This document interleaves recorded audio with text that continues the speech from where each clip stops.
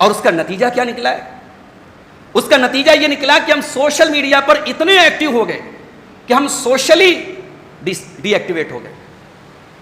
ہمارے پاس اپنے باپ کے لیے ٹائم نہیں ہے اس کی صحت کی حال چال پوچھنے کے لیے. ہمارے پاس اپنے بچوں کی تربیت کے لیے ٹائم نہیں ہے. ہمارے پاس اپنی بیوی کے ساتھ بیٹھ کر کے پیار اور محبت کے چند لمحات گزارنے کے لیے ٹائم نہیں. ہم سوشل میڈیا پر بہت ایکٹیو ہیں. کہیں پڑھا تھا ہمارے پڑوسی ملک کی کوئی ٹک ٹاکر تھی, کوئی سوشل میڈیا کی انفلوئنسر تھی, لاکھوں فالوور تھے, اپنے فلیٹ میں مر گئی, 2 مہینے تک اس کی لاش پڑی رہی, اور جب سامنے آئی کہ صاحب انتقال ہو گیا ہے تو جنازے میں 40 آدمی بھی نہیں ملے جو شریک ہو سکے. یہ چکا چوند, یہ چمک دمک, یہ گلیمر, یہ کس کام کا آیا میرے بھائی؟ جب آپ اس قدر بدنصیب ٹھہر جائیں کہ آپ کے جنازے میں 40 اللہ کی توحید کے قائل اور 40 ایسے لوگ جو لا الہ الا اللہ پڑھنے والے ہوں وہ آپ کے جنازے میں شامل نہ ہو سکے, تو یہ سوشل میڈیا کی چمک دمک کا کیا مطلب ہے؟ موبائل پر, سوشل میڈیا پر غیر ضروری وقت دینا.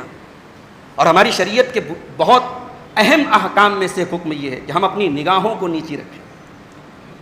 مردوں کو بھی حکم دیا گیا, عورتوں کو بھی حکم دیا گیا, قل للمؤمنین یغضوا من ابصارہم. اے نبی آپ مومن مردوں سے بھی کہہ دیجئے وہ اپنی نگاہوں کو نیچی رکھیں, مومنہ عورتوں سے بھی کہہ دیجئے اپنی نگاہوں کو نیچی رکھیں. موبائل کی اس ایکٹیویٹی نے آج شریعت کے اس حکم کی دھجیاں اڑا کر, شریعت نے تو کہا تھا نامناسب چیزوں کو بھی دیکھ کے آپ نظریں جھکا لیں, یہاں تو حرام اور ناجائز اور بےہودہ اور ولگر چیزیں دیکھی جا رہی ہیں. سوشل میڈیا پر نہ جانے کتنی آئی ڈیز اور کتنے اکاؤنٹس ہیں جن کے فالوورز آج لاکھوں کروڑوں کی تعداد میں ہیں, اور ان کا کام سوائے ولگیرٹی اور ننگا پن اور عریانیت کے پھیلانے کے کچھ نہیں. بازار میں ہیں, تجارت سے جڑے ہیں, دکان سے جڑے ہیں, اور آپ کے قریب میں مسجد ہے اور حی علی الصلاۃ کی آواز آپ کے کانوں تک آ رہی ہے. اب یہ آپ کے لیے بڑا امتحان ہے. آپ تجارت کو زیادہ امپورٹنس دے رہے ہیں یا نماز کو زیادہ اہمیت دے رہے ہیں؟ یہاں پر آپ کے ایمان کی آزمائش.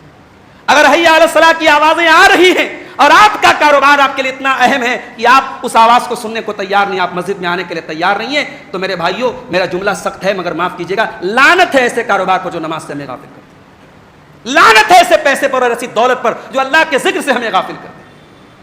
ایک متقی کی پہچان, ایک ایمان والے کی پہچان, ایک اللہ والے کی پہچان کیا ہے؟ اللہ قرآن میں کہتا ہے رجال اللہ تلہیہم تجارت ولا بیع عن ذکر اللہ.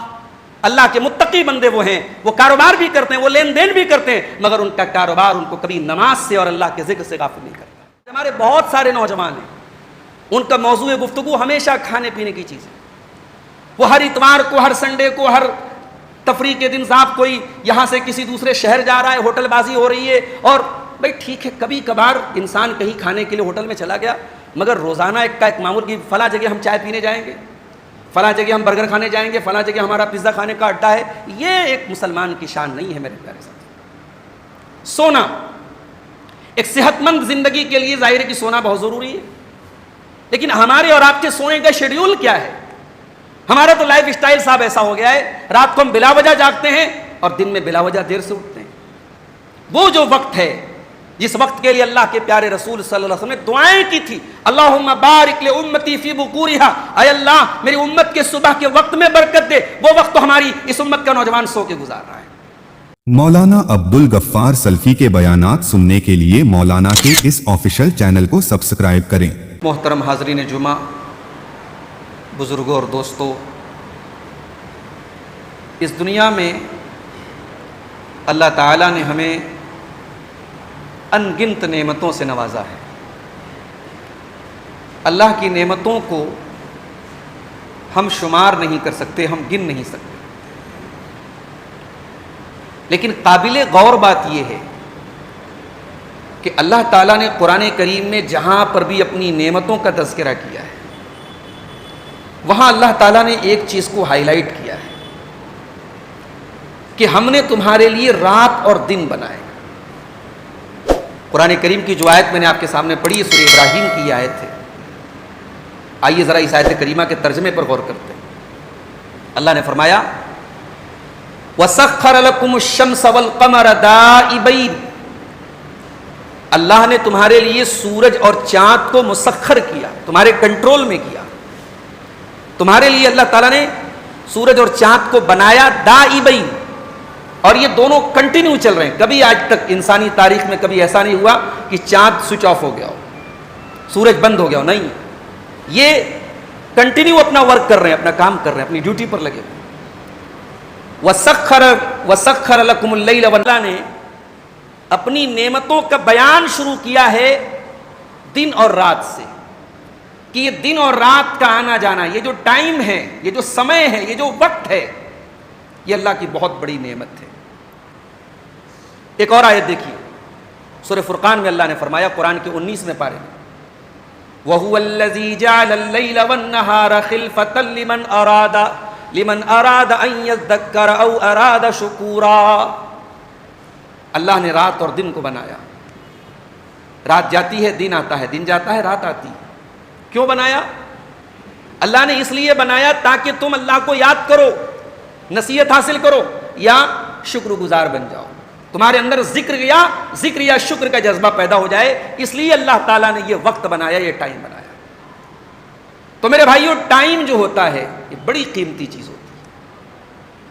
اور اللہ کی نظر میں ٹائم کتنا قیمتی ہے، اس کا اندازہ آپ اس سے لگائیں کہ اللہ تعالیٰ نے قرآن کریم میں مختلف اوقات کی قسم کھائی ہے.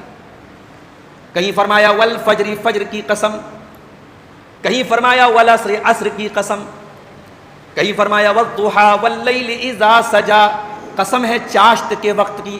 چاشت کا وقت سورج کے نکلنے کے کچھ دیر کے بعد جو وقت ہوتا ہے. واللیل اذا سجا، قسم ہے رات کی جبکہ وہ چھا جائے. واللیل اذا یغشا، قسم ہے رات کی جب وہ چھا جائے. والنہار اذا تجلی، قسم ہے دن کی جب وہ روشن ہو جائے. تو یہ مختلف اوقات ہیں، مختلف ٹائمز ہیں جن کی اللہ نے قسم کھائی. اللہ تعالیٰ بلا وجہ کسی کی قسم نہیں کھاتا. اللہ جس چیز کی قسم کھاتا ہے وہ چیز اپنے آپ میں بہت اہم ہوتی ہے. تو میرے بھائیوں، وقت ہماری سب سے بڑی پونجی ہے.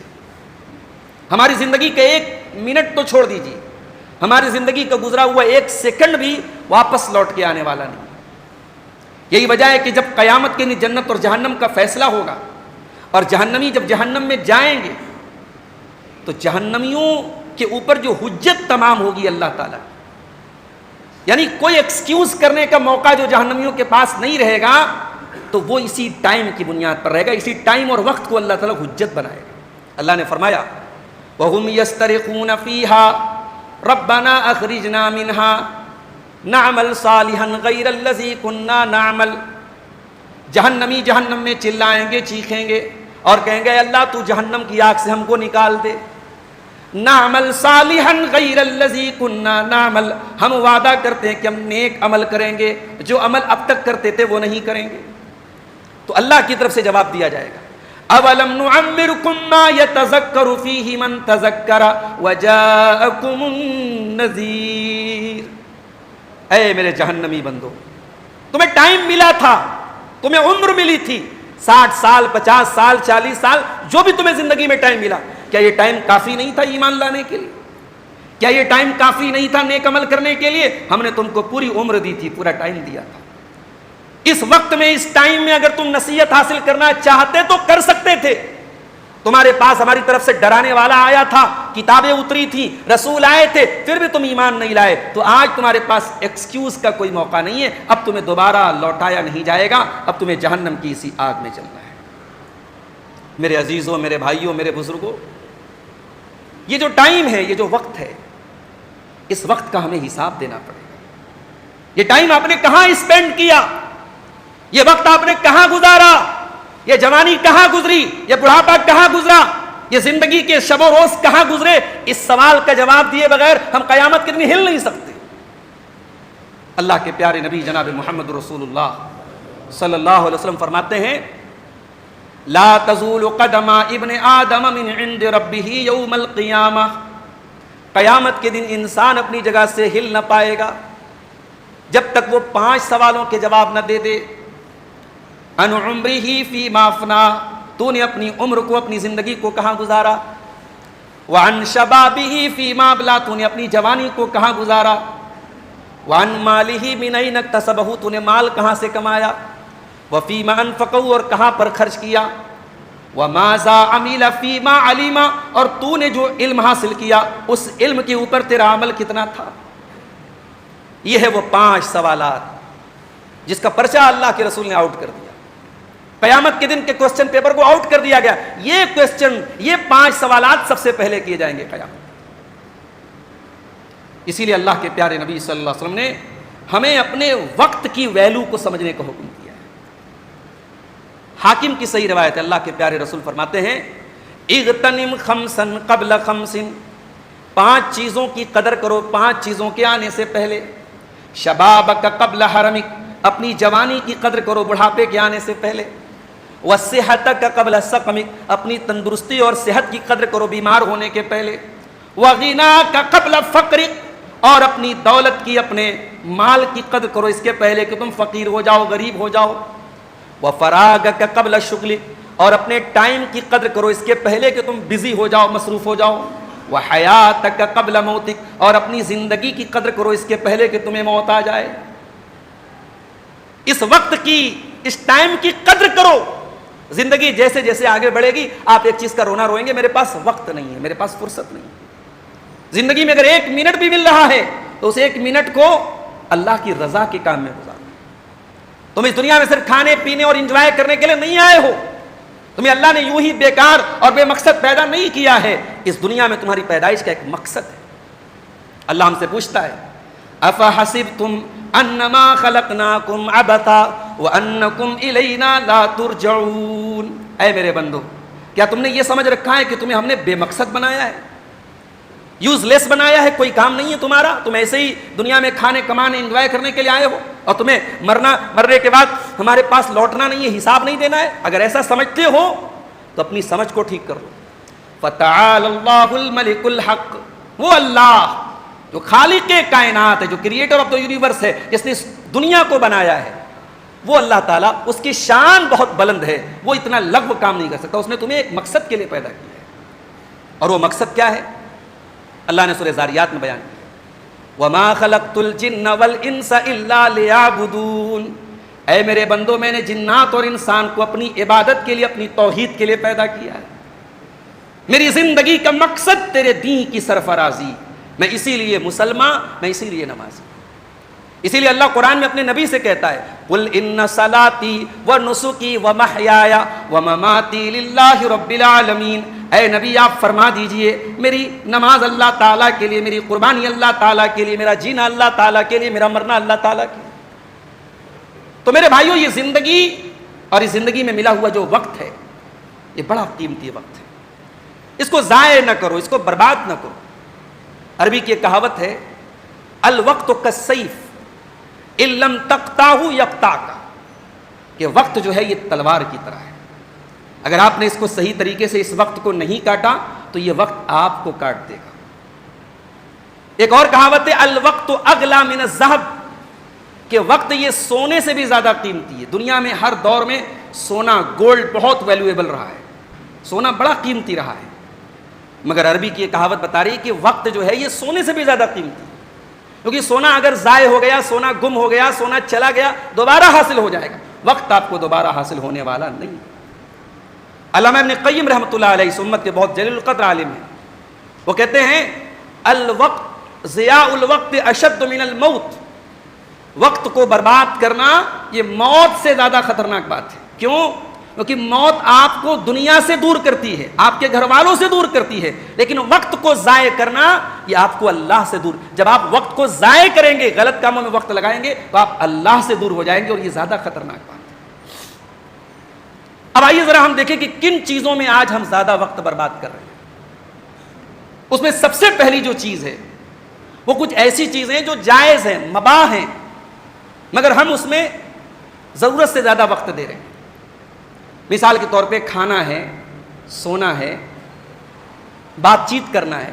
ظاہر ہے یہ تینوں چیزیں جائز ہیں، لیکن اگر زندگی کا مقصد ہی کھانا ہو جائے. آج ہمارے بہت سارے نوجوان ہیں، ان کا موضوع گفتگو ہمیشہ کھانے پینے کی چیز ہے. وہ ہر اتوار کو، ہر سنڈے کو، ہر تفریح کے دن صاحب کوئی یہاں سے کسی دوسرے شہر جا رہا ہے، ہوٹل بازی ہو رہی ہے. اور بھائی ٹھیک ہے، کبھی کبھار انسان کہیں کھانے کے لیے ہوٹل میں چلا گیا، مگر روزانہ ایک معمول کی فلاں جگہ ہم چائے پینے جائیں گے، فلاں جگہ ہم برگر کھانے جائیں گے، فلاں جگہ ہمارا پیزا کھانے کا اڈا ہے. یہ ایک مسلمان کی شان نہیں ہے میرے پیارے ساتھی. سونا ایک صحت مند زندگی کے لیے ظاہر ہے کہ سونا بہت ضروری ہے. لیکن ہمارے اور آپ کے سونے کا شیڈیول کیا ہے؟ ہمارا تو لائف اسٹائل صاحب ایسا ہو گیا ہے، رات کو ہم بلا وجہ جاگتے ہیں اور دن میں بلا وجہ دیر سے اٹھتے ہیں۔ وہ جو وقت ہے جس وقت کے لیے اللہ کے پیارے رسول صلی اللہ علیہ وسلم نے دعائیں کی تھی، اللہم بارک لامتی فی بکورہا، اے اللہ میری امت کے صبح کے وقت میں برکت دے، وہ وقت تو ہماری اس امت کا نوجوان سو کے گزار رہا ہے۔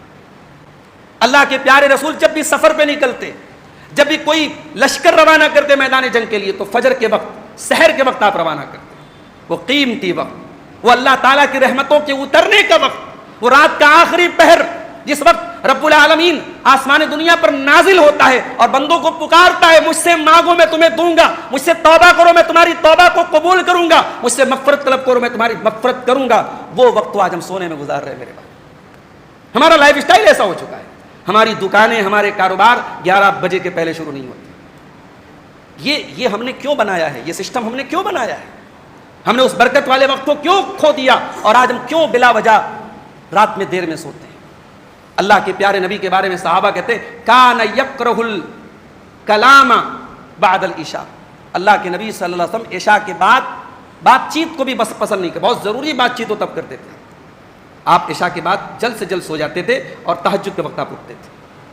تو سونا، اور تیسری چیز ہے بات چیت کرنا، کلام کرنا، بلا وجہ کی باتیں ہو رہی ہیں۔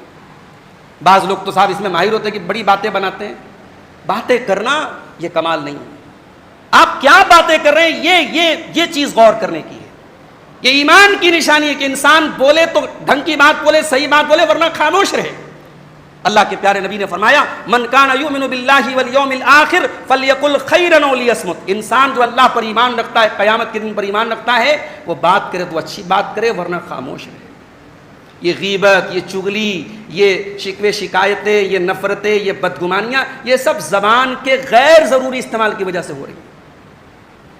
ہمارا وقت کا ایک بہت بڑا حصہ اس وقت، خاص طور سے ہماری جو نئی نسل ہے، وہ موبائل پر صرف ہو رہا ہے۔ سوشل میڈیا، انسٹاگرام، فیس بک، یہ تمام چیزیں ہمارے نوجوانوں کی زندگی کا ایک بڑا حصہ ان چیزوں پر صرف ہو رہا ہے۔ اور اس کا نتیجہ کیا نکلا ہے؟ اس کا نتیجہ یہ نکلا کہ ہم سوشل میڈیا پر اتنے ایکٹیو ہو گئے کہ ہم سوشلی ڈی ایکٹیویٹ ہو گئے۔ ہمارے پاس اپنے باپ کے لیے ٹائم نہیں ہے اس کی صحت کی حال چال پوچھنے کے لیے، ہمارے پاس اپنے بچوں کی تربیت کے لیے ٹائم نہیں ہے، ہمارے پاس اپنی بیوی کے ساتھ بیٹھ کر کے پیار اور محبت کے چند لمحات گزارنے کے لیے ٹائم نہیں۔ ہم سوشل میڈیا پر بہت ایکٹیو ہیں۔ ابھی میں نے کہیں پڑھا تھا ہمارے پڑوسی ملک کی کوئی ٹک ٹاکر تھی، کوئی سوشل میڈیا کی انفلوئنسر تھی، لاکھوں فالوور تھے، اپنے فلیٹ میں مر گئی، 2 مہینے تک اس کی لاش پڑی رہی، اور جب سامنے آئی کہ صاحب انتقال ہو گیا ہے تو جنازے میں 40 آدمی بھی نہیں ملے جو شریک ہو سکے۔ یہ چکا چوند، یہ چمک دمک، یہ گلیمر، یہ کس کام کا آیا میرے بھائی؟ جب آپ اس قدر بدنصیب ٹھہر جائیں کہ آپ کے جنازے میں 40 اللہ کی توحید کے قائل اور 40 ایسے لوگ جو لا الہ الا اللہ پڑھنے والے ہو وہ آپ کے جنازے میں شامل نہ ہو سکے، تو یہ سوشل میڈیا کی چمک دمک کا کیا مطلب ہے؟ موبائل پر، سوشل میڈیا پر غیر ضروری وقت دینا۔ اور ہماری شریعت کے بہت اہم احکام میں سے ایک حکم یہ ہے کہ ہم اپنی نگاہوں کو نیچی رکھیں۔ مردوں کو بھی حکم دیا گیا، عورتوں کو بھی حکم دیا گیا، قل للمؤمنین یغضوا من ابصارہم، اے نبی آپ مومن مردوں سے بھی کہہ دیجئے وہ اپنی نگاہوں کو نیچی رکھیں، مومنہ عورتوں سے بھی کہہ دیجئے اپنی نگاہوں کو نیچی رکھیں۔ موبائل کی اس ایکٹیویٹی نے آج شریعت کے اس حکم کی دھجیاں اڑا کر، شریعت نے تو کہا تھا نامناسب چیزوں کو بھی دیکھ کے آپ نظریں جھکا لیں، یہاں تو حرام اور ناجائز اور بےہودہ اور ولگر چیزیں دیکھی جا رہی ہیں۔ سوشل میڈیا پر نہ جانے کتنی آئی ڈیز اور کتنے اکاؤنٹس ہیں جن کے فالوورز آج لاکھوں کروڑوں کی تعداد میں ہیں، اور ان کا کام سوائے ولگیرٹی اور ننگا پن اور عریانیت کے پھیلانے کے کچھ نہیں ہے۔ اور افسوس کی بات یہ ہے کہ اس طریقے کی کوئی غلط چیز ہم خود دیکھیں اور اسے دوسروں تک شیئر کریں، دوستوں میں تقسیم کریں، کسی کو سینڈ کریں، کسی کو بھیج دیں۔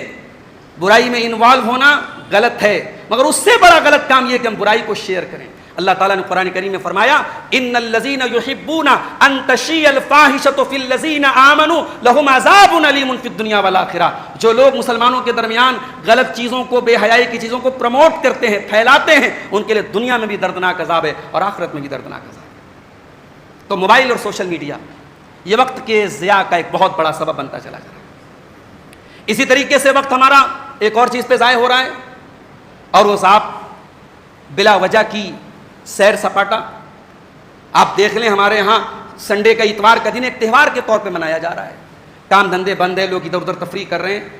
تفریح کرنا جائز ہے, کبھی کبھی سیر سپاٹے کو نکلنا جائز ہے, مگر زندگی کا ایک بڑا حصہ بلا وجہ سیر سپاٹے میں گزارنا یہ مناسب بات نہیں ہے میرے بھائی. پھر آپ یہ دیکھیں کہ آپ کن لوگوں کی سنگت میں رہتے ہیں. آپ کے ٹائم کو کل کرنے میں اور برباد کرنے میں برے دوستوں اور برے ساتھیوں کا بہت بڑا رول ہے. اللہ تعالیٰ نے قرآن کریم میں فرمایا قیامت کے دن پچھتائے گا انسان میں نے فلاں کو دوست کیوں بنایا. وَيَوْمَ يَعَضُّ الظَّالِمُ عَلَىٰ يَدَيْهِ يَقُولُ يَا لَيْتَنِي اتَّخَذْتُ مَعَ الرَّسُولِ سَبِيلًا. قیامت کے دن ظالم اپنے ہاتھوں کو کاٹے گا اور پچھتا کر کے کہے گا کہ اے کاش میں نے رسول کا راستہ اپنایا ہوتا. یا ویلتا لیتنی لم اتخذ فلانا خلیلا, اے کاش میں نے فلاں کو اپنا ساتھی نہ بنایا ہوتا. لقد اضلنی عن الذکر بعد اذ جاءنی, اس ساتھی نے, اس دوست نے اللہ کے ذکر سے مجھے غافل کر دیا. اور ایک بات بولوں آپ کو, آپ کے دوستوں کے ایمان اور عقیدے اور اخلاق اور کیریکٹر کا بہت اثر پڑتا ہے آپ کے اوپر. یہ اللہ کے رسول کی حدیث ہے. آپ نے فرمایا المرء علی دین خلیلہ, انسان اپنے دوستوں کے دین پر ہوتا ہے. تو دین کے اعتبار سے بھی بہت ڈینجرس بات ہے کہ آپ کن لوگوں کے ساتھ اٹھتے بیٹھتے ہیں. اگر آپ ایسے لوگوں کے ساتھ اٹھیں بیٹھیں گے جن کے ایمان اور عقیدے میں خرابی ہو, جن کی توحید گڑبڑ ہو, جو شرک و بدعت میں لت پت ہوں, تو کچھ نہیں ہوگا تو کم سے کم اتنا ضرور ہو جائے گا کہ شرک و بدعت کے لیے آپ کے سینے میں, آپ کے دل میں کہیں سافٹ کارنر پیدا ہو جائے گا. اس لیے بری سنگت بھی وقت کو برباد کرنے میں بہت بڑا رول ادا کرتی ہے. ہمارے بہت سارے نوجوان موبائل پر بلا وجہ گیم کھیلتے رہتے ہیں. یعنی اس عمر کو پہنچ چکے کہ صاحب بچپنا نہیں, اب سن شعور کو ٹین ایجر ہو چکے, 20 سال کے پار ہو چکے, شعور میچورٹی آ گئی, مگر صاحب بیٹھ کے گیم کھیل رہے ہیں. بعض کھیل ایسے ہیں 3-3 گھنٹے 4-4 گھنٹے تک وہ کھیل دیکھنے میں ہمارا نوجوان وقت گزارتا ہے.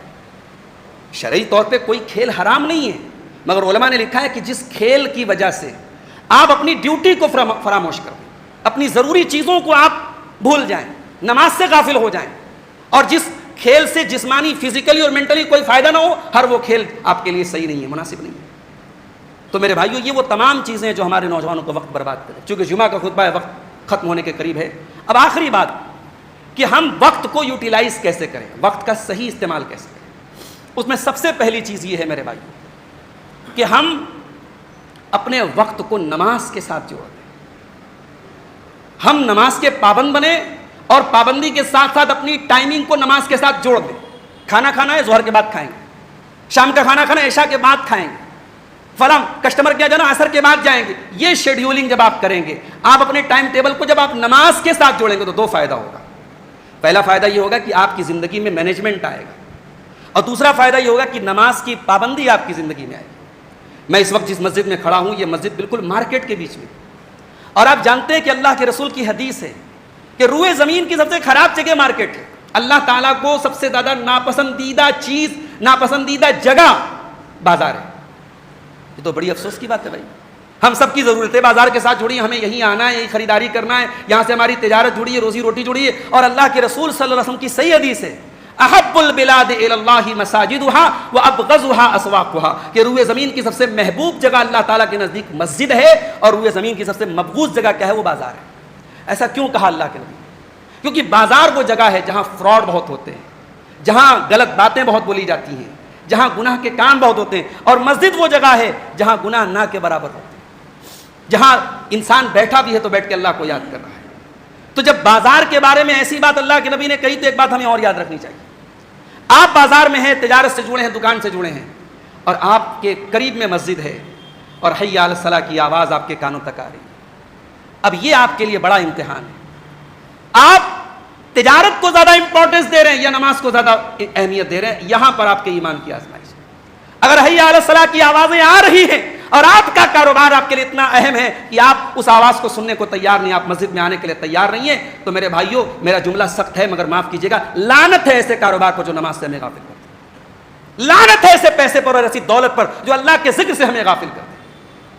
ایک متقی کی پہچان, ایک ایمان والے کی پہچان, ایک اللہ والے کی پہچان کیا ہے؟ اللہ قرآن میں کہتا ہے رجال لا تلہیہم تجارت ولا بیع عن ذکر اللہ.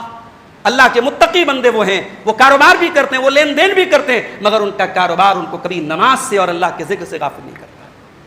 تو یہ ایک کام آپ کیجئے, نماز کی پابندی کیجئے اور نماز کے ساتھ اپنے ٹائمنگ کو سیٹ کیجئے. دوسرا کام, زندگی میں کچھ وقت ضرور نکالیے جس میں آپ دین کا علم حاصل کریں. دین ہماری صرف نماز کا نام نہیں ہے, دین ہماری پوری زندگی پر اپلائی ہوتا ہے. کاروبار کرنا بھی آپ کا دین آپ کو سکھاتا ہے, ایک اچھا باپ بننا بھی سکھاتا ہے, ایک اچھا شوہر بننا بھی سکھاتا ہے, ایک اچھا انسان بننا بھی سکھاتا ہے. تو دین کو سیکھو میرے بھائیو. اللہ کے نبی فرماتے ہیں دنیا ملعونۃ, دنیا ملعون ہے اور دنیا کی تمام چیزیں ملعون ہیں. ملعون کیوں کہا اللہ کے نبی نے؟